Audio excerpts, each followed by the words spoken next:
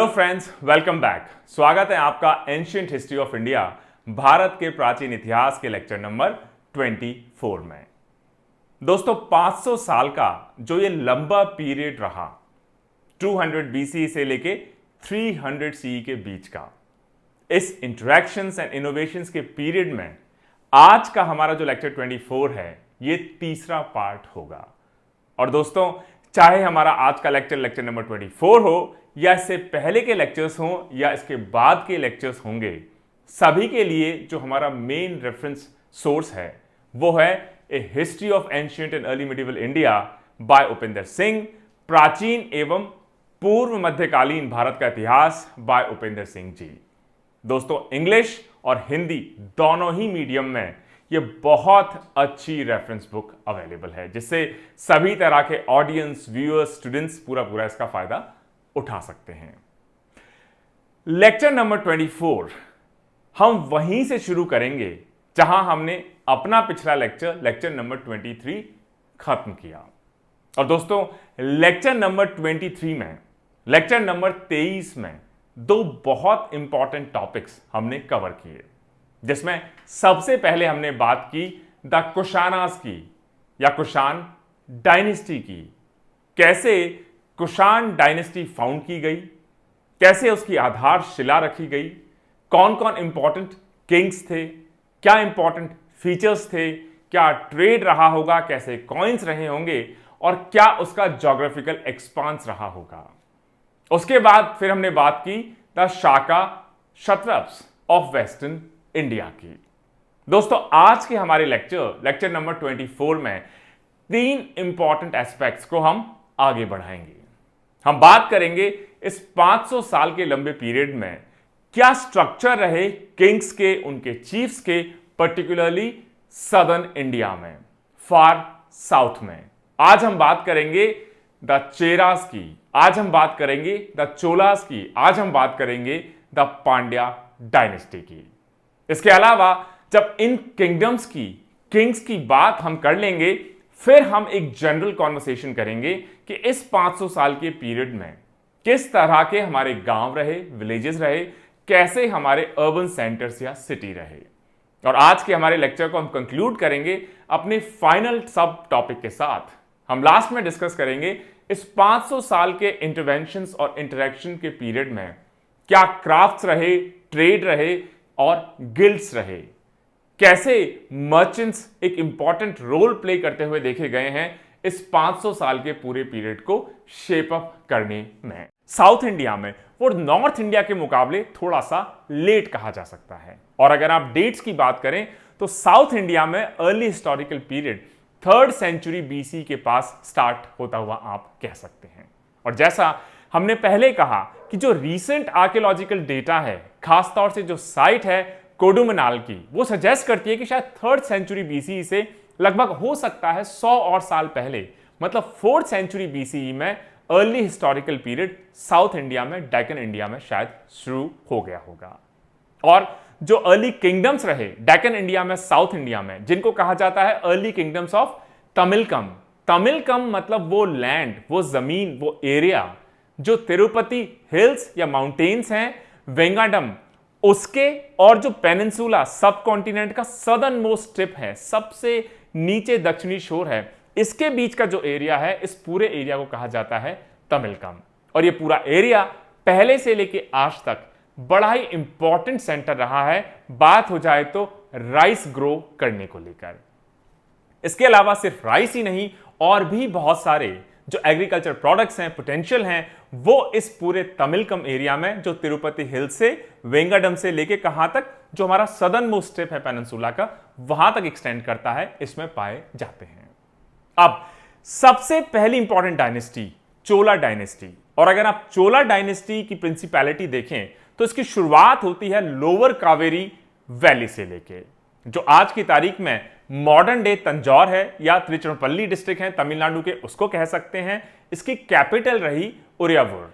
इसके अलावा जो सेकंड इंपॉर्टेंट प्रिंसिपैलिटी रही, किंगडम रहा साउथ इंडिया में, डेक्कन में, वो रहा पांड्यास का। और पांड्यास में अगर आप देखें तो इन्होंने अपने आप को प्लेस किया जो तम्रपारिणी और वैगई हैं, इनकी वैलीज में। जो आज की तारीख में करस्पॉन्ड करती हैं modern day Tirunelveli, Madurai, Ramnath districts और साउथ ट्रेवनकोर। इनकी कैपिटल रही मदुरई में। जो तीसरा इंपॉर्टेंट किंगडम रहा सदर्न इंडिया में या डेक्कन में, वो रहा चेरास का। और इन्होंने अपने आप को लोकेट किया, प्लेस किया, एस्टैब्लिश किया जो मॉडर्न डे केरला है उसके कोस्टल एरियाज में। और इनकी कैपिटल रही करुवरूर, जिसको वंजी भी कहा जाता था। कि जितने भी एरियाज हैं, इन्होंने इस पूरे पीरियड में जो बड़ा ही इंपॉर्टेंट फ्लरिशिंग ट्रेड नेटवर्क था, domestic as well as international, उसमें बहुत एक्टिवली पार्टिसिपेट किया। अगर तीनों डायनेस्टीज के कुछ इंपॉर्टेंट पोर्ट्स की बात करें, जो थोड़ी देर में थोड़ा और डिटेल में हम डिस्कस करेंगे, तो चोलास के लिए सबसे इंपॉर्टेंट पोर्ट आप कह सकते हैं पुहार, और पुहार को कावेरी पम्पटिनम भी कहा जाता है। सिमिलरली पांड्यास के लिए जो बहुत इंपॉर्टेंट मेजर पोर्ट रहा वो है कोरकाई। इसके अलावा टोंडी एंड मुचिरी ये इंपॉर्टेंट पोर्ट्स रहे चेरा किंगडम के लिए।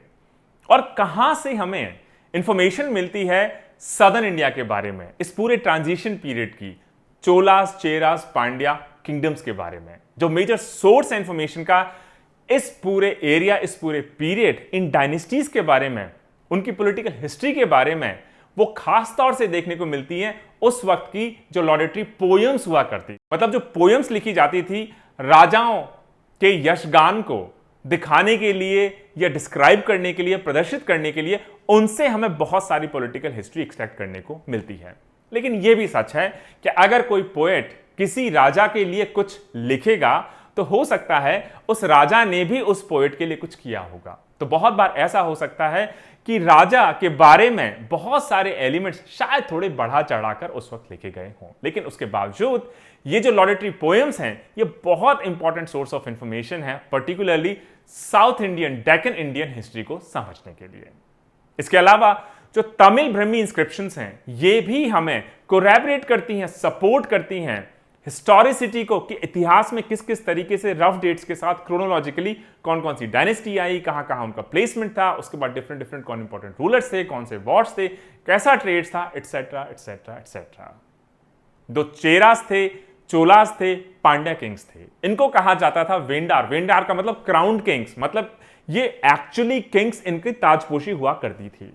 और जो ग्रेट किंग्स थे इनके कुछ स्पेशल इंसिग्निया भी होते थे, मतलब चोलास के अपने, चेरास के अपने, पांड्यास के अपने, जैसे कि स्टाफ किस तरह के कपड़े पहनेगा, किस तरह के ड्रम्स इनके होंगे, किस तरह का अम्ब्रेला कैरी करेंगे, ये सिग्निफाई करते थे कि किस किंगडम को आप बिलोंग करते हैं। और इन इंसिग्निया के अलावा कई सारे स्पेसिफिक एम्बलम्स ऑफ पावर भी हुआ करते थे, जैसे टाइगर, बो और फिश। टाइगर हुआ करता था चोलास का, बो मतलब बेसिकली धनुष हुआ करता था चेरास का, और फिश मतलब मछली हुआ करता था पांड्यास का।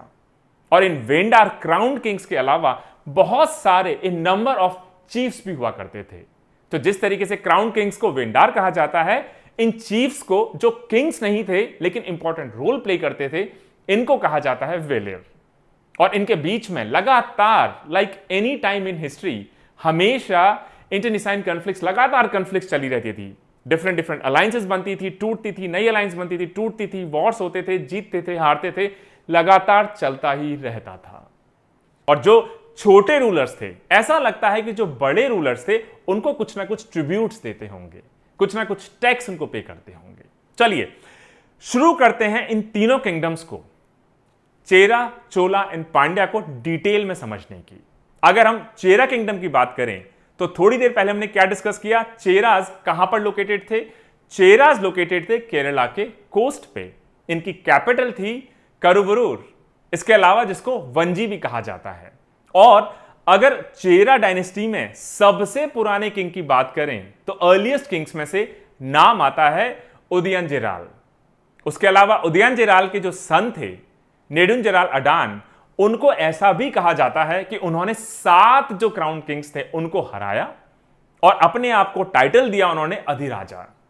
कई बार ऐसा भी होता है, जैसे थोड़ी देर पहले हमने डिस्कस किया, कि जो पोएटिक इसके डिस्क्रिप्शंस मिलते हैं थोड़े हो सकता है एग्जीगरेटेड हों, थोड़ा बढ़ा चढ़ा के हों, लेकिन ऐसा कहा जाता है कि ये नेदुंजेराल अडान थे जिन्होंने अधिराजा का अपने आप को टाइटल दिया। इन्होंने चेरास की पावर को हिमालय तक फैलाया और वहां पर अपना चेरा का जो एम्बलम था, बो मतलब धनुष, उसको वहां पे कार्व किया, स्टैब्लिश किया। यह भी कहा जाता है उन्होंने मालाबार कोस्ट में कई सारे एनिमीज को हराया, कई सारे जो यवन ट्रेडर्स थे, मतलब कि ग्रीको रोमन ट्रेडर्स थे, उनको कैप्चर किया, बाद में एक रैंसम पैसे के लिए उनको छोड़ दिया गया। इसके अलावा यह भी कहा जाता है कि नेदुंजराल अदान ने एक इंपॉर्टेंट वॉर लड़ा उस वक्त के चोला किंग के अगेंस्ट, और उस वक्त इनके जो प्रिंसिपल एडवर्सरीज थे, इनके दुश्मन थे, उनको मार दिया गया।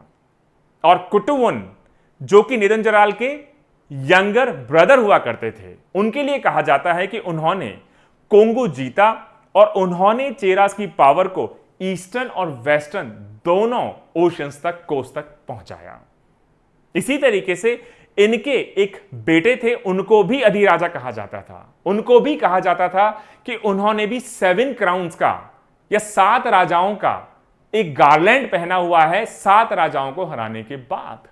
यह भी कहा जाता था कि अदान के जो बेटे थे, उनकी कई सारी मिलिट्री सक्सेसेस, अंजी, टागाडूर, बहुत सारे चीफ्स के खिलाफ एक्सपीडिशंस उन्होंने की, उनको जीता। इसके अलावा एक इंपॉर्टेंट रूलर जिनका नाम था नन्नान, उनको हराया।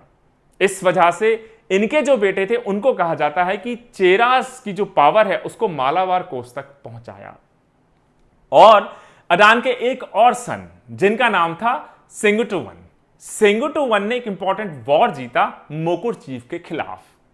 वर्क है जिसका नाम है सिलापतिकारम, और सिलापतिकारम में मिलता है कि ये जो सेंगुवटन, जो कि अडान के सन हुआ करते थे, इन्होंने अटैक किया व्यालुर, नन्नान के लैंड पे, उनको हराया और उनसे उन्होंने कोडुकर फोर्ट्रेस को जीता कोंगू कंट्री में, और मालाबार तक अपना परचम पहुंचाया। इसके अलावा सेंगुटुवन को इस बात का भी क्रेडिट दिया जाता है कि उन्होंने जो आर्य चीफ थे नदन इंडिया में, उनको हराया। और इसका कारण यह रहा कि जो कनकी हैं, जो मेन हीरोइन है, कैरेक्टर हैं सिलापतिकारम की, उनको खुश करने के लिए, एक इंपॉर्टेंट वहां से स्टोन लाने के लिए उन्होंने नॉर्थ इंडिया के उस आर्यन किंग को हराया, चीफ को हराया। उसके बाद उन्होंने गंगा में बेद किया और उसके बाद उस स्टोन को कनकी के लिए, जो कि सिलापतिकारम की मेन हीरोइन है, उनके लिए अपनी कंट्री में उस स्टोन को लेकर आए ताकि उससे वो खुश हो जाएं। इसके अलावा कुदको इलांजरल इरुम्पोई, ये लास्ट चेरा किंग्स में से कहा जाता है, जो कि संगम पोयम्स में हमको मेंशन होते हुए दिखाई देते हैं। इनके लिए भी कहा जाता है कि कई इंपॉर्टेंट वॉर्स इन्होंने लड़े, जीते चोलास और पांड्यास के अगेंस्ट। इसके अलावा एक और चेरा मोनार्क जिनका नाम है मंडरांजराल इरम्पोई, उन्होंने रफली अर्ली 3rd सेंचुरी सीई तक रूल किया। और ऐसा लगता है कि ये जो लास्ट किंग रहे मंडरांजराल इरम्पोई, इनको पांड्यास ने कैप्चर किया, लेकिन कहीं ना कहीं ये छूटने में सक्सेसफुल हुए, वापस आए और अपने चेरा किंगडम को इन्होंने फिर से रीस्टैब्लिश किया। दो ऑलमोस्ट सिमिलर टाइप के 2nd सेंचुरी के इंस्क्रिप्शन हमें मिलते हैं पुगालूर में, और वो 3 जनरेशन चेरा प्रिंसेस के बारे में बताते हैं। खासतौर से ये चेरा किंग्स की जो इरुम्पोराई लाइन थी उससे रिलेटेड। ये हमें ये भी बताते हैं कि इन्होंने, मतलब इरुम्पोराई जो लाइन ऑफ चेरा किंग्स हैं, इन्होंने जेना मॉन्क्स के लिए, जेना साधु संतों के लिए रॉक शेल्टर बनाए, मतलब पत्थरों में इन्होंने रहने की जगह बनाई ताकि जेना मॉन्क्स वहां पे रह सकें, रुक सकें। इसके अलावा ऐसा लगता है कि जो लास्ट मेंशन रूलर है इलांजराल इरम्पोराई, ये ऐसा लगता है कि चेरा किंगडम का लास्ट रूलर आप उनको कह सकते हैं। इसके अलावा इरम्पोराई लाइन के अलावा एक और ब्रांच है चेरा किंग्स की।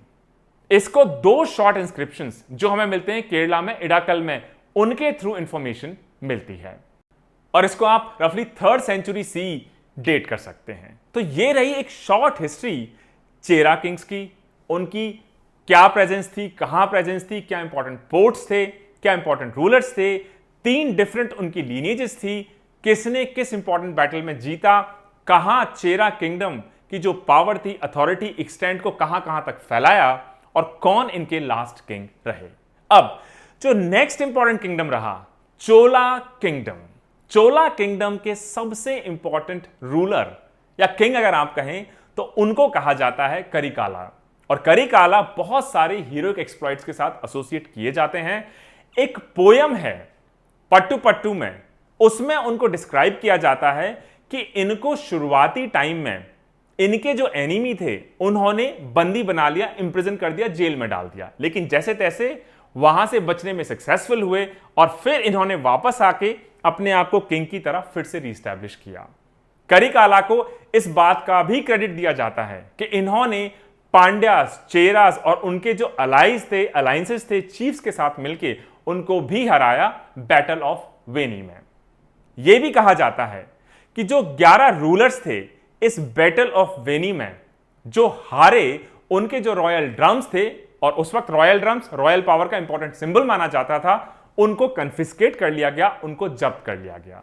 और जो चेरा किंग थे उनको भी बैक में कहीं ना कहीं वुंड का सामना करना पड़ा और फाइनली उन्होंने स्टारवेशन, भूखे रहकर एक रिचुअल सुसाइड कर लिया इस हार की शर्म की वजह से। करिकाला को इस बात का भी क्रेडिट दिया जाता है एक और इंपॉर्टेंट विक्ट्री के लिए, जिसको कहा जाता है वैपरंडलाई। इस वक्त यह कहा जाता है कि करिकाला ने बैटल ऑफ वैपरंडलाई में कई सारे चीफ्स की जो अम्ब्रेलाज हैं, अम्ब्रेलाज को भी एक इंपॉर्टेंट इंसिग्निया माना जाता था रॉयल पावर का, उसको कन्फिस्केट कर लिया इन चीफ्स को हराने के बाद। इसके अलावा और भी कई सारे विक्ट्रीज के बारे में बताया जाता है करिकाला की। इस वजह से ऐसा माना जाता है कि बहुत स्टर्नली, स्ट्रिक्टली पावर के साथ करिकाला ने जो चोला किंगडम है उस पर रूल किया और इस वजह से इन्होंने कई सारे किंग्स और चीफ्स को हराकर चोला किंगडम को और ज्यादा बढ़ाया। एक और इंपॉर्टेंट चोला रूलर जिनका नाम है टोंडाईमन इलिंद्रियान, इन्होंने रूल किया कांची से। शायद एक इंडिपेंडेंट रूलर भी हो सकते हैं या करिकाला के सबऑर्डिनेट भी हो सकते हैं। एक पोएट थे, इनके 4 डिफरेंट सॉन्ग्स हैं जो आज तक सरवाइव करते हैं, उनसे हमें बहुत सारी इंफॉर्मेशन मिलती है टोंडाईमन इलिंद्रियान के बारे में, जो कि दूसरे इंपॉर्टेंट चोला किंग हुआ करते थे। और ये एम्फसाइज करते थे अपनी पोएम्स के थ्रू कि राजा का जो पर्सनल कैरेक्टर है वो बहुत इंपॉर्टेंट है कि कितना इफेक्टिवली वो अपनी प्रजा के ऊपर रूल कर पाएगा। इसके अलावा बाद के टाइम पे अगर आप देखें तो बाकी किंगडम्स की तरह चोला किंगडम में भी सक्सेशन को लेके बहुत बार आपस में लड़ाई होती हुई देखी गई और लास्ट में 2 इंपॉर्टेंट कंटेंडर्स जो राज्य के लिए, थ्रोन के लिए, सिंहासन के लिए उभर कर आए वो रहे नलांगिली एंड निदुंगिली। अर्ली पांड्या किंग्स के अगर कुछ इंपॉर्टेंट नाम्स आप देखें तो वो रहे नेडियोन, पल्चलाई, मुदुकमदी एंड निदुलिंजियन। जब डेथ हो गई कोवलान की, जो शिलापादिकारम के हीरो हुआ करते थे, तो ऐसा लगता है कि इनका जो पूरा रोल रहा चोला किंगडम के डिक्लाइन में, उसके कारण ग्लानी की वजह से, शायद गिल्ट की वजह से, रिमोर्स की वजह से, गिल्ट की वजह से उन्होंने शायद अपने प्राण त्याग दिए। ये जो किंग रहे निदुलिंजियान, इनके फॉलोवर रहे, सक्सेसर रहे, जिनका नाम भी निदुलिंजियान ही रहा और उनको क्रेडिट इस बात का दिया जाता है कि उन्होंने भी अपने प्रीडिसेसर्स की तरह कई सारी इंपॉर्टेंट मेजर मिलिट्री विक्ट्रीज को जीता। यह भी कहा जाता है कि निदुलिंजियान ने कई सारी जो कन्फेडरेसी रही, अलायंसेस रही, चोलास की, चेरास की, उनको हराया। इसके अलावा 5 चीफ्स को हराया बैटल ऑफ तलई यलंगनाम। और ऐसा कहा जाता है कि जब निदुंजलियान ने इन 5 चीफ्स को हराया बैटल ऑफ तलई यलंगनाम में, तो उस वक्त शायद बहुत ही यंग रहा करते होंगे और यही वो बैटल रहा जिसमें चेरा किंग को पांड्या किंग निदुंजलियान ने बनाया, बंदी बनाया। इसके अलावा उनको इस बात का भी क्रेडिट दिया जाता है कि उन्होंने इन 5 चीफ्स के अलावा और भी कई सारे चीफ्स को हराया। 2 इंस्क्रिप्शंस, तमिल ब्रिह्मी इंस्क्रिप्शंस हमें मिलते हैं मंगुलाम में, जो हमें बताते हैं कि इन किंग्स के द्वारा जेना मॉन्क्स को बहुत इंपॉर्टेंट गिफ्ट दी जाती थी। इसके अलावा एक 1st सेंचुरी बीसी का इंस्क्रिप्शन मिलता है हमें अलगमलाई में, जो हमें बताते हैं कि जो कालू हैं, कट्टू, मारानाटन है। इसके अलावा जो संगम पोएट्स हैं, ये भी कई सारे चीफ्स का नाम हमें बताते हैं, जैसे कि आए, अंडिरान और परी। उनकी ब्रेवरी के बारे में बताते हैं, उनकी जेनरोसिटी के बारे में बताते हैं, उनकी दान दक्षिणा के बारे में बताते हैं।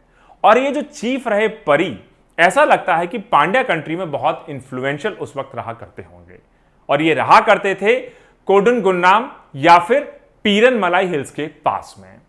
कपिलार एक पोएट थे जिन्होंने बहुत सारी पोएम्स लिखी परी जो चीफ थे इनके गुणगान में। ऐसा लगता है कि कहीं ना कहीं ये जो कपिलार जो उस वक्त के पोएट हुआ करते थे, परी जो चीफ थे इनके लॉयलिस्ट हुआ करते थे, इनके फॉलोअर हुआ करते थे। और जब परी की डेथ हो गई तब उन्होंने खुद ने मूव किया चेरा किंग उस वक्त के जो रहा करते थे शेल्वाकुंगो वली अडान उनके कोर्ट में। इसके अलावा और भी कई सारे उस वक्त के रूलर्स की अगर हम बात करें तो अधिगयमन, जिनको नेडुमान अंजी भी कहा जाता था, ये रूलर हुआ करते थे टागाडूर के, और इनको पोएम्स में बहुत प्रेज किया गया है। खासतौर से जो पोइटेस रही उस वक्त की या कवियत्री रही उस वक्त की, ओवियार। और फाइनली हालांकि पांड्या और चोला किंग्स के सपोर्ट के बावजूद इनको हराया जो चेरा किंग्स थे पेरुंजरार इरमपोई उनके द्वारा। और फाइनली उनकी जो सजर्नी थी, उनकी जो पावर थी, उसको ये जो रूलर रहे अधिगयमन इन्होंने स्वीकार किया, इन्होंने माना। ऐसा भी लगता है कि जब इन्होंने चेरास की पावर को स्वीकार कर लिया तो चेरास का जो एक्सपीडिशन था, पाली जो कैपिटल हुआ करती थी नन्नान की, उसके अगेंस्ट उस बैटल में इनकी भी डेथ हुई। इसके अलावा एक और फेमस चीफ रहे उस वक्त फर्स्ट सेंचुरी सी के इंस्क्रिप्शन में, जिनका नाम है जम्बाई। तमिल भ्रमी जो इंस्क्रिप्शंस हैं, खासतौर से पुगालूर और कनीमान, ये और भी बहुत सारे चीफ्स के नाम हमको बताते हैं। जो तमिल भ्रमी इंस्क्रिप्शंस हैं कई जगह साउथ इंडिया में मिलते हैं। किंग्स को उनमें कहा जाता है को, और चीफ्स को कहा जाता है को या फिर कौन। सिमिलरली प्रिंसेस को कहा जाता है को या कौन, उनके नाम के आगे लगाया जाता है। अगर हम रेफरेंस देखें पुगालूर इंस्क्रिप्शन का, तो उसमें एक इन्वेस्टिट्यूट सेरेमनी मिलती है जो कि बड़ी सिग्निफिकेंट उस वक्त शायद रही होगी। इसके अलावा जो सबऑर्डिनेट रूलर्स थे, फंक्शनरीज थे, खासतौर से पांड्या किंग्स के मंगुलाम इंस्क्रिप्शन में, वो भी नोटवर्दी हैं। जैसे एक कलातिका जो कि पर्ल्स मतलब हीरे मोती के जो सुपरिंटेंडेंट्स थे उनको कहा जाते थे। इसके अलावा सेकेंड सेंचुरी बीसी का मंगुलम इंस्क्रिप्शन है, ये हमें ऐसे कई लोगों के बारे में बताते हैं जिससे ऐसा लगता है कि इस पीरियड में मर्चेंट गिल्ड्स भी हुआ करती थी, मतलब जो व्यापारी थे उनकी अपनी एक यूनियन आप उसको कह सकते हैं। इसके अलावा एक फर्स्ट सेंचुरी बीसी का इंस्क्रिप्शन मिलता है हमें अलगरमलाई से, उसमें हमें रेफरेंस मिलता है चीफ्स ऑफ स्क्राइब, मतलब जो लिखने पढ़ने वाले लोग थे उनके चीफ को क्या कहा जाता था, कनातिकन। इसके अलावा ऐसे कई इंस्क्रिप्शंस हमें बड़ी इंपॉर्टेंट इनसाइट्स, ग्लिम्सेस, इंफॉर्मेशन देते हैं कि पांड्यास की एडमिनिस्ट्रेटिव ऑर्गेनाइजेशन किस तरह की रहा करती होगी। और जो सबसे इंपॉर्टेंट बेसिस है कि किस तरीके से पॉलिटिकल पावर को लेजिटिमाइज किया जाए अर्ली हिस्टोरिकल साउथ इंडिया में, वो पोएट्स की जो यूलॉजी थी उससे पता चलता था। ये जो रिलेशनशिप था पोएट्स और पेट्रन्स, पोएट्स और किंग्स के बीच में, एंशियंट तमिलकम में एक रेसिप्रोकल वन था, मतलब दोनों का ही इसमें फायदा था, दोनों की आपस में इंटरडिपेंडेंसी थी, दोनों को एक दूसरे की जरूरत थी। कवि या पोएट्स हुआ करते थे अपने पेट्रन्स या चीफ्स या किंग्स के ऊपर मटेरियल बेनिफिट, सपोर्ट, वेलबींग के लिए डिपेंडेंट हुआ करते थे। सिमिलरली किंग भी उतने ही डिपेंडेंट हुआ करते थे इन पोएट्स पे, कवियों पे, कवित्रियों पे, ताकि इनकी जो जेनरोसिटी है, हीरोइज्म है, गुणगान है, ये लंबे समय तक पोएम्स के थ्रू लोगों तक पहुंचे और हिस्ट्री में अपनी जगह बनाए। कई बार ऐसा भी होता था कि अगर किंग्स और पोएट्स के बीच में आपस में किसी वजह से कोई कंफ्लिक्ट हो जाती थी, नहीं बनती थी, तो पोएट्स का जो एंगर था, कई बार उनके जो पेट्रन्स थे, चीफ्स थे, किंग्स थे, उनके लिए कई बार डेट्रीमेंटल, महंगा भी पड़ जाता था। कई बार इस वजह से उनको र्यून का सामना भी करना पड़ा। कई बार जो पोएम्स हमें मिलती हैं, ऐसा लगता है कि जो पोएट्स थे, पोएटेस थी, अपने जो चीफ्स थे, किंग्स थे, उनसे गिफ्ट्स की एक्सपेक्टेशन करते थे, और उसको रेसिप्रोकेट करने के लिए, रिस्पॉन्ड करने के लिए उस वक्त के जो किंग्स थे, उस वक्त के जो चीफ्स थे, वो भी जेनरोसिटी में कोई कमी नहीं छोड़ते थे। इसका मतलब ये जो रिलेशनशिप है रूलर और पोएट का, बड़ा ही क्लोज, इंटेंस और strong bond of loyalty, even friendship आप कह सकते हैं, उस पर बेस्ड हुआ करता था। अब तीनों इंपॉर्टेंट किंगडम्स डिस्कशन करने के बाद किंग, चीफ और पोएट्स के बीच में जो इक्वेशन थी, रेसिप्रोकल फ्रेंडशिप थी, इंटरडिपेंडेंसी थी, उसको डिस्कशन करने के बाद जो संगम लिटरेचर है, संगम पोएम्स हैं, उसमें हमें एक और इंपॉर्टेंट फंडामेंटल एलिमेंट के बारे में रिफ्लेक्ट होते हुए डिस्क्रिप्शन मिलता है। संगम पोएम से हमें पता चलता है कि साउथ इंडिया में भी रॉयल प्रेस्टीज और लेजिटिमेसी के लिए ब्राह्मणिकल सेक्रीफाइसेस जो थे वो धीरे धीरे आना शुरू हो गए, और इस तरीके से साउथ इंडिया ने या फिर डेक्कन इंडिया ने या फार साउथ में किस तरीके से जो नॉर्दर्न ट्रेडिशन थे, नॉर्थ इंडिया के ट्रेडिशंस थे, उनके साथ अपना लिंकेज स्टैब्लिश किया। और हमें फार साउथ में, डेक्कन इंडिया में, साउथ इंडिया में भी ब्राह्मणिकल सैक्रिफाइसेस हो, वर्शिप हो, पेट्रोनेज हो, डीटीज की, जेना एस्थेटिक्स की, ये सारी चीजें अब हमें फार साउथ में, डेक्कन इंडिया में भी अब हमें इनका मेंशन होता हुआ दिखाई देता है। कई सारी जो पोएम्स हैं वो किंग, राजा जब बलियां, सैक्रिफाइसेस या रिचुअल्स करते थे उसके बारे में मेंशन करते हुए दिखाई देते हैं। जैसे जो पांड्या रूलर थे जिनका नाम था मुदुकुदुमी, उन्होंने अपना एक टाइटल रखा जिसका नाम था पलशलाई। पलशलाई का मतलब है ऐसा व्यक्ति, ऐसा राजा जिसके पास बहुत सारे हॉल्स हों। और ऐसा माना जाता है ये हॉल्स और कुछ नहीं होंगे लेकिन रिचुअल हॉल्स होंगे, सैक्रिफिशियल हॉल्स होंगे, जहां पर शायद ब्राह्मणिकल सैक्रिफाइसेस या ट्रेडिशंस को उस वक्त कैरी आउट किया जाता होगा। इसके अलावा कई सारे जो चीफ्स थे ये भी अपने आप को, अपनी लीनिएज को इस तरीके से स्टैब्लिश करने की कोशिश करते थे कि उनका भी जन्म जो सैक्रिफिशियल फायर पिट है, अग्नि है, उससे हुआ है। और कहीं ना कहीं जो नॉर्थ इंडिया नदन सेज थे, खासतौर से सेज अगस्त्या और गॉड विष्णु, उनके साथ अपनी लीनिएज को कनेक्ट करने की कोशिश करते थे। जो चीफ थे अधिगमायन, वो अपने आप को डिस्क्राइब करते हैं कि ऐसी फैमिली में वो बॉर्न हुए हैं जिसको भगवानों ने स्वयं ने आशीर्वाद दिया है, और वो भी वर्शिप करते थे, सैक्रिफाइसेस करते थे। इसका मतलब एक इंपॉर्टेंट एलिमेंट इवन फार साउथ में, चेरास, चोलास, पांड्याज में भी ब्राह्मणिकल सैक्रिफाइसेस, ट्रेडिशंस, रिचुअल्स जो नॉर्थ इंडिया में होते थे वो साउथ इंडिया में भी होते हुए दिखाई देते हैं। और जो बात के ट्रेडिशंस हैं वो क्रेडिट देते हैं जो चेरा किंग है सेंगोटोवन, कि उन्होंने बड़ा इंपॉर्टेंट रोल प्ले किया गॉडेस पत्नी, जिसको कनिकी भी कहा जाता है, उनके कल्ट को स्टैब्लिश करने में। और गॉडेस पत्नी या कनिकी एपिटोम मानी जाती हैं, हाइट मानी जाती है कि किस तरह की वाइफ होनी चाहिए, चेस्ट वाइफ किस तरह की होनी चाहिए, क्या कैरेक्टर होना चाहिए, क्या कैरेक्टरिस्टिक्स होनी चाहिए, क्या प्रैक्टिसेस फॉलो करनी चाहिए। और ये सारी कहीं ना कहीं हमें ब्राह्मणिकल सैक्रिफाइसेस, ब्राह्मणिकल ट्रेडिशन या फिर नॉर्दर्न एपिक ट्रेडिशन है, उससे कनेक्ट होते हुए रिचुअल्स अब हमें साउथ इंडिया में भी होते हुए दिखाई देते हैं। सिमिलरली जो चोला किंग थे सेनगनन, वो भी डिस्क्राइब करते हैं as a legend and as a devotee of Shiva. और उन्होंने कहा, और उनके बारे में कहा जाता है या मेंशन होता हुआ दिखाई देता है कि महाभारत का जब वॉर हुआ, महाभारत का युद्ध हुआ, लड़ाई हुई, तो दोनों जो आर्मीज थे, मतलब कौरव और पांड्यास, उनको इन्होंने खाना खिलाया। सिमिलरली अगर आप तमिल ब्रह्मी इंस्क्रिप्शंस देखें तो वो हमें कई सारे एक्सकेवेशंस मिलते हैं केव्स के, जो बनाई गई उस वक्त जेना मॉन्क, साधु संतों के लिए, जेना नन्स के लिए, जिनको किंग्स, चीफ्स और बहुत सारे लोग उस वक्त शायद बनाकर रन किया करते थे। इसके अलावा जो किंग्स थे ये लॉन्ग डिस्टेंस मैरीटाइम ट्रेड, मतलब सी के थ्रू जो ट्रेड होता है उसमें भी काफी इन्वॉल्व हुआ करते थे। खुद लग्जरी गुड्स के एक मेजर कंज्यूमर हुआ करते थे। अलग अलग जगह इन्होंने पोर्ट्स बनाए जिससे ट्रेड कर सके डोमेस्टिकली विद इन सब कॉन्टिनेंट एंड इंटरनेशनली, खासतौर से मेडिटेरेनियन के साथ, सिल्क रूट के साथ, साउथ ईस्ट एशिया के साथ, जो अभी कुछ देर बाद बड़ा डिटेल में आपके साथ हम लोग डिस्कस करेंगे। इसके अलावा जो किंग्स थे लॉन्ग डिस्टेंस मैरीटाइम ट्रेड में तो इन्वॉल्व हुआ करते ही थे, लेकिन टोल्स और कस्टम्स कैसे होंगे उसमें भी इंपॉर्टेंट रोल प्ले किया करते थे। इसके अलावा इन्होंने अपनी डायनेस्टी के बारे में बताने के लिए, हिस्ट्री में प्रिजर्व रहने के लिए, अपने आप को लेजिटिमाइज करने के लिए कई सारे डायनेस्टिक कॉइन्स भी उस वक्त इशू किए। तो ये सारी जो इंफॉर्मेशन अभी तक हमने डिस्कस की है, इसको अगर आप डिटेल में या एक हिस्टोरियन स्टैंड पॉइंट से एनालाइज करें तो यह कहा जा सकता है कि उस वक्त ये जो स्टेट्स थी, खासतौर से चेराज, चोलास एंड पांड्याज, हो सकता है बहुत मॉडर्न टाइप की एडमिनिस्ट्रेशन शायद ना हो, लेकिन एक बेसिक रूडिमेंट्री स्टेट स्ट्रक्चर उस वक्त रहा ही होगा।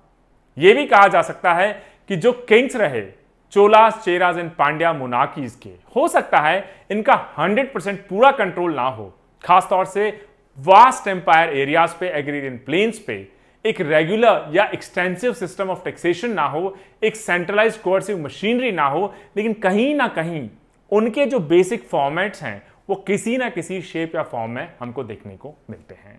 तो दोस्तों, आज का हमारा जो पहला सब टॉपिक था, खासतौर से political history of Cheras, Cholas and Pandyas, उसको इस छोटे से डिस्कशन में समराइज करने के बाद जो next important socio economic aspect का सब टॉपिक है कि कैसे गांव रहे, कैसे सिटीज रहे, उस पे एक छोटी सी चर्चा हो जाए। अगर आप इस ट्रांजिशन पीरियड की बात करें 200 बीसी से लेके 300 सी, तो इसमें हमें गांवों के बारे में, एग्रीकल्चर के बारे में बहुत ज्यादा इंफॉर्मेशन नहीं मिलती, लेकिन सिटीज के बारे में हमें काफी इंफॉर्मेशन मिल जाती है। अगर जातकास या जातक स्टोरीज के बारे में देखें तो वो बात करती हैं गामास के बारे में, और ये गामास इस तरीके की एक्सटेंडेड फैमिलीज हुआ करती थी जिनमें 30 से लेके 1000 कुल तक एक्सटेंडेड फैमिलीज निवास किया करती थी। और ये जो रेफरेंसेस हैं गामास को, इनको आप एसोसिएट कर सकते हैं पर्टिकुलर ऑक्यूपेशनल ग्रुप्स के साथ। मतलब रीड वर्कर्स शायद एक साथ रहा करते थे, जिसको नलकाराज भी कहा जाता था। सिमिलरली जो सॉल्ट मेकर्स थे, नमक बनाते थे, उनको कहा जाता था लोनाकाराज। शायद ये कुल या एक तरह के ऑक्यूपेशन के लोग उन गामाज में उस वक्त रिसाइड करते थे। इसके अलावा हमें कई तरह के विलेजेस, गांव जो कि पॉटर्स के थे, कारपेंटर्स के थे, स्मिथ्स के थे, फॉरेस्ट फोक के थे, हंटर शिकारियों के थे, फाउलर्स के थे, फिशरमैन या मछुआरों के थे, उसके बारे में भी जातक स्टोरीज में मेंशन मिलता है। ऐसा लगता है कि ये जो गांव हुआ करते थे उस वक्त की सिटीज के आसपास ही अपने आप को लोकेट किया करते थे, क्योंकि सिटीज और गांव के बीच में पहले भी, आज भी, फ्यूचर में भी हमेशा एक इंटरेक्शन होगा, एक इंटरडिपेंडेंसी रहेगी ही रहेगी। तो ये जो पीरियड रहा 200 बीसी से लेकर 300 सी तक का, इसमें अर्बन सेंटर्स की प्रॉस्पेरिटी पूरे सब कॉन्टिनेंट में एक्सपोनेंशियल तरीके से बहुत तेजी से बढ़ती हुई दिखाई देती है। अनफॉर्चुनेटली बहुत ज्यादा archaeological details in early historical sites के हमको देखने को नहीं मिलते हैं, बहुत कम हैं। फोर्टिफिकेशंस क्या थे, सिटी की एग्जैक्ट नेचर उस वक्त क्या रही होगी, ये तो शायद हमें देखने को ना मिले, लेकिन इंस्क्रिप्शंस के थ्रू, टेक्स्ट के थ्रू उस वक्त के social, economic, trading, political aspects के बारे में काफी इंफॉर्मेशन हमें मिलती है। और इससे पहले विलेजेस एंड सिटीज इस कॉन्वर्सेशन को आगे बढ़ाएं, एक बड़ा इंपॉर्टेंट क्वेश्चन कि ये जो पीरियड रहा 200 बीसी से लेके 300 सी का, जो कि मौर्यन एम्पायर के जस्ट बाद आता है, और मौर्यन एम्पायर नॉर्थ इंडिया से लेके, नॉर्थ वेस्ट से लेके, अफगानिस्तान से लेके कर्नाटक तक उस वक्त एक्सटेंड होता हुआ देखा गया, तो क्या उसका इंटरेक्शन फार साउथ में, डीप साउथ में या तमिलकम में भी देखने को मिला होगा? और क्या उस इंफ्लुएंस की वजह से सेकेंडरी स्टेट फॉर्मेशन हमें देखने को मिली होगी? और सेकेंडरी स्टेट फॉर्मेशन का मतलब है कि ऐसी स्टेट्स जो पहले से एग्जिस्ट करती हैं, लेकिन एक बड़े स्टेट के इन्फ्लुएंस में या टच में आने की वजह से, एक्सचेंजेस की वजह से उनका जो बेसिक नेचर है कहीं ना कहीं इवॉल्व होता हुआ दिखाई देता है। तो इसका आंसर है दोस्तों, जाहिर सी बात है, मौर्यन एम्पायर के साथ ये सदर्न स्टेट्स लगातार इतने सालों तक इंटरेक्ट कर रही होंगी, तो मौर्यन एम्पायर का इन्फ्लुएंस इन सदर्न स्टेट्स के ऊपर, चाहे वो चोलाज हो, चेराज हो, पांड्याज हो, पूरा तमिलकम जो लैंड है इसके ऊपर देखने को मिलता ही है। और किसी भी अर्बन सेंटर के लॉन्ग टर्म डेवलपमेंट के लिए कुछ चीजों का इवॉल्व होता हुआ हमेशा देखा जाता है। जैसे अगर किसी भी सिटी को ग्रो करना है तो एग्रीकल्चर प्रोडक्शन को बढ़ाना होगा, स्पेशलाइज्ड क्राफ्ट्स को भी बढ़ाना होगा, इसके अलावा उनके जो ट्रेड्स हैं, इंटरनल, इंटरनेशनल, इंटेंसिव, एक्सटेंसिव, उन ट्रेड नेटवर्क्स को भी ऑगमेंट या स्ट्रेंथन करना ही होगा। तीसरा आज का जो सब टॉपिक है कि इस पीरियड में, 500 साल के पीरियड में कौन कौन से क्राफ्ट्स रहे, किस तरह की गिल्ड्स रही, क्या क्या प्रोफेशंस फ्लरिश होते हुए देखे गए। और अगर आप आर्कियोलॉजिकल एविडेंस की बात करें तो बहुत स्पेसिफिक इंफॉर्मेशन, खासतौर से किस तरह की क्राफ्ट एक्टिविटी रही होगी अलग अलग रीजन्स में, सब कॉन्टिनेंट के, काफी इंफॉर्मेशन हमें मिलती है।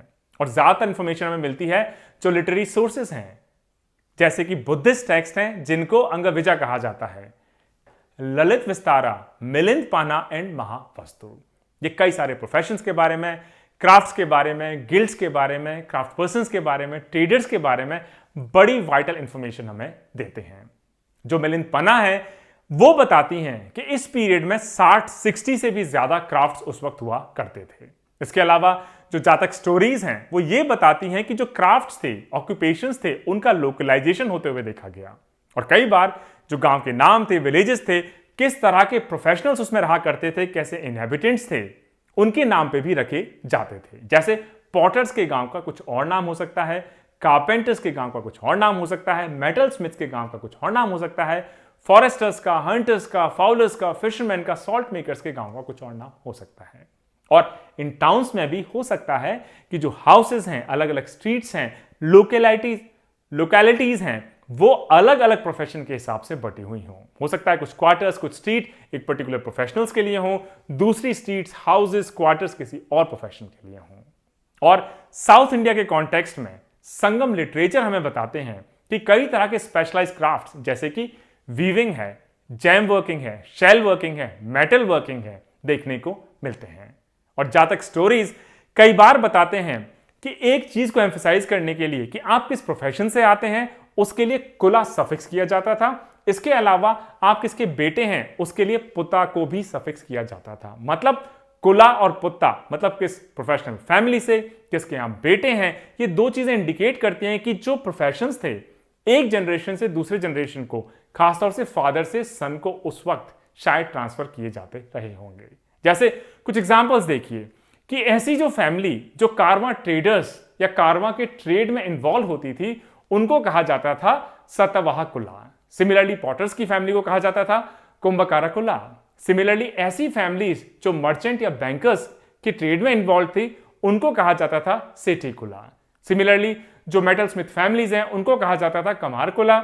सिमिलरली फॉरेस्ट गार्ड्स हैं उनकी जो फैमिलीज थी उनको कहा जाता था अतावीरा का कुला। सिमिलरली जो ग्रेन मर्चेंट्स हैं उनकी फैमिली को कहा जाता था धनवंजी कुला। सिमिलरली जो ग्रीन ग्रोसर्स की फैमिलीज हैं उनको कहा जाता था पनेका कुला। सिमिलरली जो स्टोन ग्राइंडर्स की फैमिलीज हैं उनको कहा जाता था पसन्ना कोटा का कुला। और ये जो टर्म्स हैं जो एंड होती थी पुत्ता, जैसे कि सतवाहा पुत्ता, जैसे कारवां ट्रेडर के सन। सिमिलरली जो हंटर के सन हैं या हंटर या हंटिंग में जो फैमिलीज इन्वॉल्व हैं उनके जो बेटे हैं उनको कहा जाता था निषाद पुत्ता। सिमिलरली जो कारपेंटर के सन हैं उनको कहा जाता था वधिका पुत्ता। और जो इंस्क्रिप्शंस हमें जमालपुर मथुरा के पास में देखने को मिलते हैं उसमें कई तरह के स्टोन स्लैब्स, इसके अलावा नागा श्राइन्स के बारे में या चांडक ब्रदर्स जिन्होंने स्टोन मेसन वर्क में पारंगत होते हुए नागा श्राइन्स को स्टैब्लिश किया अपने फादर के फुटस्टेप्स को फॉलो करते हुए, ऐसे एग्जांपल्स भी देखने को मिलते हैं। मतलब ये जो प्रिंसिपल था कि हेरिडेटरी ट्रांसफर ऑफ ऑक्यूपेशंस था, ये काफी हद तक इस पीरियड में स्टैब्लिश होता हुआ देखा जाता है। लेकिन इसमें भी कोई गलत नहीं होगा कहना कि इस प्रिंसिपल ऑफ हेरिडेटरी के अलावा कुछ level of flexibility, social mobility का भी होना लाजमी होगा इस पूरे पीरियड में। और जो क्राफ्ट स्पेशलाइजेशन की वैरायटी है, कई हमें इंस्क्रिप्शन से मिलती है, कई हम तो टेक्स्ट सोर्सेज के साथ साथ किस तरह के क्राफ्ट थे, स्पेशलाइजेशन थे, इसकी इंफॉर्मेशन हमें तमिल ब्रिमी जो इंस्क्रिप्शंस हैं उनसे भी देखने को मिलती है। और जो तमिल ब्रिमी इंस्क्रिप्शंस हैं मेंशन करते हैं मेसन्स के बारे में, मास्टर मेसन्स के बारे में, कारपेंटर्स के बारे में, गोल्डस्मिथ्स के बारे में। इसके अलावा कई तरह के डोनेटिव इंस्क्रिप्शंस भी मिलते हैं कि जो ये मर्चेंट गिल्ड्स हुआ करती थी, प्रोफेशनल ग्रुप्स हुआ करते थे, हो सकता है कि डोनेशंस देते हों और वो चाहते थे कि उस चीज को वो लिखवाएं इंस्क्रिप्शंस के थ्रू। कई सारी साइट्स जैसे कि सांची, बरहूत, मथुरा, वहां पे हमें जो पायस गिफ्ट दी जाती थी अलग अलग आर्टिशियंस के द्वारा, पॉटर्स के द्वारा, वीवर्स के द्वारा, मेसन्स के द्वारा, गोल्डस्मिथ्स के द्वारा, कारपेंटर्स, स्कल्पचर्स, आइवरी वर्कर्स, उनके इंस्क्रिप्शंस हमको देखने को मिलते हैं। आज की तारीख में भी अगर कोई अच्छा काम करेगा, धर्मशाला बनवाएगा, कोई सोशल सर्विस करेगा तो उसका प्लेकार्ड हर कोई बनवाना चाहता है, उसको आप एक इंस्क्रिप्शन के तौर पे देख सकते हैं।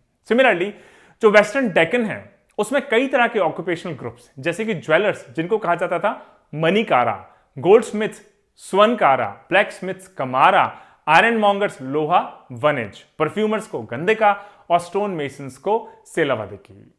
ऐसे इंस्क्रिप्शंस रिफ्लेक्ट करते हैं कि उस वक्त के जो क्राफ्ट पर्सन्स थे उनकी प्रॉस्पेरिटी कितनी अच्छी होगी, क्या उनकी सोशल स्टैंडिंग होगी, क्या उनका कनेक्शन होगा किंग के साथ और उस वक्त के रिलीजियस सेंटर्स के साथ। और ये जो पीरियड रहा 200 BC से लेकर 300 CE तक का, इसको बड़ा सिग्निफिकेंट माना जाता है क्योंकि number of guilds, type of crafts, उनका स्केल, उनकी एक्टिविटीज, उनके ट्रेडिंग नेटवर्क्स एक्सपोनेंशियल मल्टीफोल्ड बढ़ते हुए दिखाई देते हैं। जैसे जातका में 18 अलग अलग तरह की गिल्ड्स के बारे में मेंशन दिखाई देता है, लेकिन जातका में नाम से सिर्फ 4 ही गिल्ड्स मेंशन्ड हैं, जैसे कि वुडवर्कर्स के लिए वधिकेस, सिमिलरली स्मिथ्स के लिए कमारास, जो लेदर वर्कर्स हैं, चमड़े का काम करते हैं, उसके लिए चमकारास, और जो पेंटर्स हैं उनके लिए चित्रकारास। और ऐसा कहा जाता है कि 18 का जो नंबर मेंशन्ड है जातक स्टोरीज में शायद एक कन्वेंशनल फिगर होगा, लेकिन अलग अलग एरियाज में जरूरत के हिसाब से, टाइम के हिसाब से, एडमिनिस्ट्रेटिव सेटअप के हिसाब से, ट्रेड के हिसाब से ये नंबर घटता बढ़ता रहा करता होगा। एक और important source of information about crafts and guilds, Mahavastu important Buddhist text, ये कहते हैं कि कपिल वस्तु में कई तरह के इंपॉर्टेंट गिल्ड्स उस वक्त हुआ करते थे। जैसे गोल्ड वर्कर्स का एक गिल्ड, खासतौर से जो चंक शेल के वर्कर्स थे उनका एक गिल्ड, आइवरी कार्वर्स का एक गिल्ड, लेपिडेरीज का एक guild, stone carvers, perfumers, silk and wool weavers, oil pressers का, कट सेलर्स का, शुगर मैन्युफैक्चरर्स का, स्वीट मीट मेकर्स का, फ्लोर मेकर्स का, फ्रूट सेलर्स का और वाइन मेकर्स के, सबके अलग अलग गिल्ड कपिल वस्तु में उस वक्त हुआ करते थे। ये इंफॉर्मेशन कहां से मिलती है? महावस्तु, जो कि एक इंपॉर्टेंट बुद्धिस्ट टेक्स्ट है। गिल्ड्स के बारे में हमें इंस्क्रिप्शन से भी मिलता है। फॉर एग्जाम्पल जो वेस्टर्न डेक्कन के इंस्क्रिप्शंस हैं वो हमें अलग अलग तरह की गिल्ड्स, एसोसिएशंस, जैसे वीवर्स की गिल्ड, पॉटर्स की गिल्ड, फ्लोर मेकर्स की गिल्ड, ऑयल मिलर्स की गिल्ड, बैम्बू वर्कर्स की गिल्ड, मर्चेंट्स की गिल्ड, इसके बारे में इंफॉर्मेशन देते हैं। और जो इंस्क्रिप्शन है जुनार, उसमें हमें एक केव जो कि गिफ्ट दी गई, खासतौर से कॉर्न डीलर्स की जो गिल्ड थी उनके द्वारा, उसके बारे में, जिसमें 7 अलग अलग कमरे थे, सिस्टम था, इंफॉर्मेशन देते हुए दिखाई देते हैं। सिमिलरली 3rd सेंचुरी का जो नासिक का इंस्क्रिप्शन है वो हमें एक अभीरा किंग हुआ करते थे, ईश्वर सेना, उन्होंने कई तरह की गिल्ड्स के बारे में, क्राफ्ट्स के बारे में, ट्रेड्स के बारे में जब मेंशन किया उसको डिस्क्राइब करते हुए दिखाई देते हैं। इसके अलावा 2 इंपॉर्टेंट तमिल ब्रिमी इंस्क्रिप्शंस, खासतौर से मंगुलाम मदुरई के पास में, मर्चेंट गिल्ड निकामा ऑफ वेलारी के बारे में मेंशन करते हुए दिखाई देते हैं। इनमें से एक इंस्क्रिप्शन ये भी कहते हैं कि जो गिल्ड के मेंबर्स हुआ करते थे कलेक्टिवली कैसे कंट्रीब्यूट करते थे। For example carving of stone beads, Jaina ascetics के लिए केव्स के डिजाइन या कार्विंग के टाइम पे उसको मेंशन करते हुए दिखाई देते हैं। इसके अलावा ये जो हाई स्टेटस था मर्चेंट गिल्ड्स के, उनके हेड्स के द्वारा उस वक्त जो एंजॉय किया जाता था, इस बात से भी रिफ्लेक्ट होता हुआ दिखाई देता है कि एक टाइटल इनको दिया जाता था जिसका नाम था कविति। और कविति एक ऑनररी टाइटल था जो सिर्फ किंग्स को, मिनिस्टर्स को, नोबल्स को और मर्चेंट्स को ही दिया जाता था। और एक कि पांड्या एडमिनिस्ट्रेशन में पर्ल्स के ट्रेड को रेगुलेट करने के लिए स्पेशलाइज्ड ऑफिसर्स उस वक्त हुआ करते थे। सिमिलरली जो जातकास हैं उसमें जो भी क्राफ्ट ऑक्यूपेशनल गिल्ड थी, इनके जो हेड थे उसको जेथका या प्रमुख के नाम से जाना जाता था। कई सारे हमें रेफरेंसेस मिलते हैं जातकास में कि जो जैसे गार्लैंड मेकर्स हैं, मतलब जो हार बनाते हैं, इनके जो हेड थे इनको कहा जाता था मालाकारा जेथका। जो मेटल वर्कर्स हैं कमारा जेथका, कारपेंटर्स हैं वदिकी जेथका, और जो कारवां ट्रेडर्स हैं उनको कहा जाता था वहा जेथका।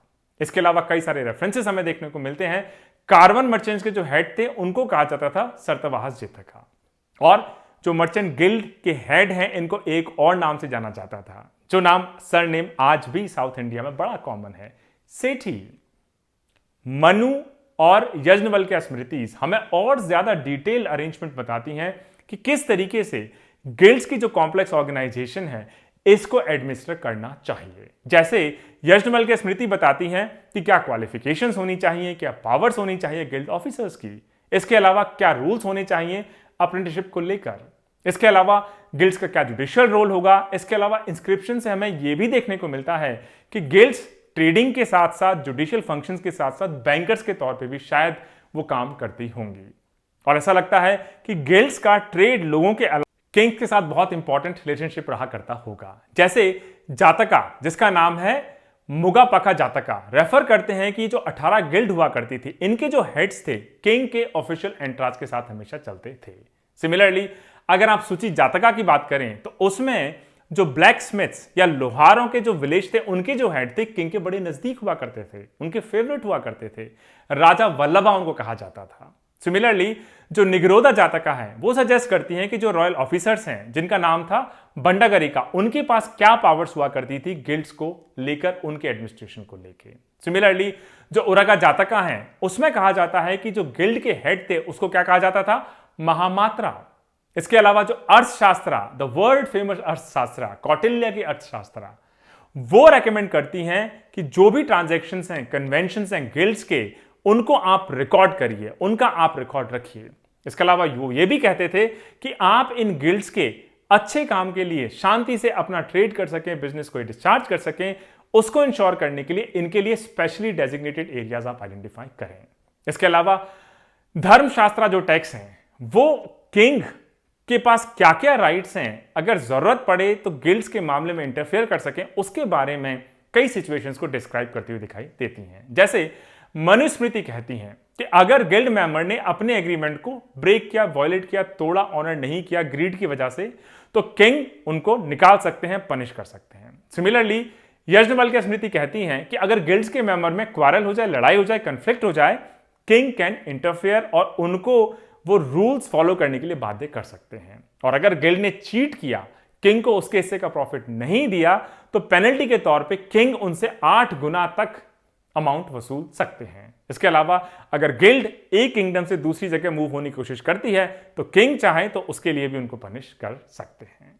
इसके अलावा कई सारी गिल्ड्स सेम पीरियड को बिलोंग करती हैं, उन्होंने अपने कॉइन्स को भी इशू किया, और सिर्फ गिल्ड्स ही नहीं, सिटी बेस्ड कॉइन्स भी उस वक्त देखे गए। शहर को जो डिनोट करते हैं उसके बारे में बताते हैं, ऐसे कॉइन्स भी इन क्राफ्ट्स और गिल्ड्स के द्वारा इशू किए गए। जैसे वाराणसी को लेके, कौशाम्बी को लेके, विदिशा, इराकीना ईरान, उज्जैनी या महिष्मती।